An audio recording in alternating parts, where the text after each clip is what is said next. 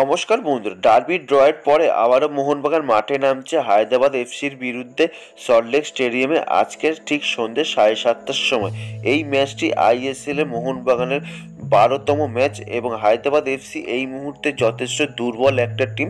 তাদের প্রত্যেকটা foreign player বেরিয়ে গিয়েছে টিম থেকে এবং একমাত্র ফরেন প্লেয়ার রয়েছে তাদের, এবং সেই প্লেয়ারটির ওপর নির্ভর করে হায়দ্রাবাদ এফসি খেলবে মোহনবাগানের এগেনস্টে।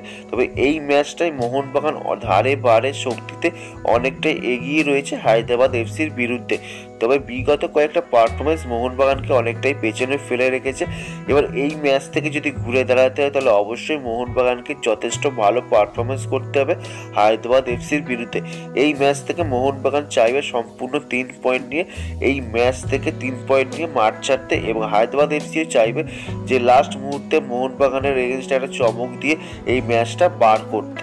এই মুহূর্তে মোহনবাগান টিমের অনেক সমস্যা রয়েছে, চোট আঘাত এছাড়াও কিছু কাঠ সমস্যা, কিছু প্লেয়ার এই ম্যাচে খেলতে পারবে না, যেমন আরমাদো সাদিকুর, দীপক টাংরি, লিস্টন কোলাসো এরা এই ম্যাচে খেলতে পারবে না যেহেতু কাঠ সমস্যা রয়েছে, এবং ব্র্যান্ডেন হামিদ, আনোয়ার আলী এইসব প্লেয়ারও খেলতে পারবে না চোটের জন্য। লাস্ট ডার্বি ম্যাচে আনোয়ার আলী এবং ব্র্যান্ডেন হামিদ দুজনেই চোট পেয়ে এই ম্যাচ থেকে ছিটকে গিয়েছে। এছাড়াও মোহনবাগানের কিছু কাঠ সমস্যা রয়েছে, আরমাদো সাদিকু এছাড়াও দীপক টাংরিও এই ম্যাচে খেলতে পারবে না, এছাড়াও লিস্টন কোলাসো। এবার দেখা যাক এদের ছাড়া মোহনবাগান টিম কেমন পারফরমেন্স করে এবং কেমন টিম সাজে। অ্যান্টনিও লোপেস সাবাস এই ম্যাচে অগ্নি পরীক্ষার সামনে দাঁড়িয়ে রয়েছে জেসন কামিন্স। সে যদি ভালো পারফরমেন্স করতে পারে হায়দ্রাবাদের বিরুদ্ধে বা নিজেকে মেলে ধরতে পারে তাহলে অবশ্যই তার হয়তো কিছুটা হলেও ভরসা পাবে পরবর্তী ম্যাচগুলোতে, কিন্তু সে যদি আবারও ফ্লপ করে তাহলে অবশ্যই তার উপর কোপ পড়তে পারে।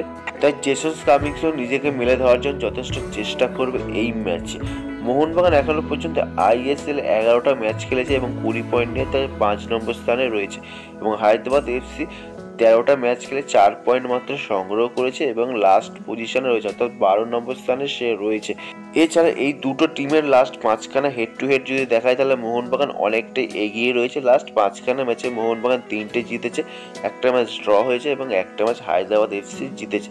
সুতরাং বলাই যাচ্ছে যে মোহনবাগান যথেষ্ট দাপটের সঙ্গে ফুটবল খেলে এই হায়দ্রাবাদ এফসির বিরুদ্ধে।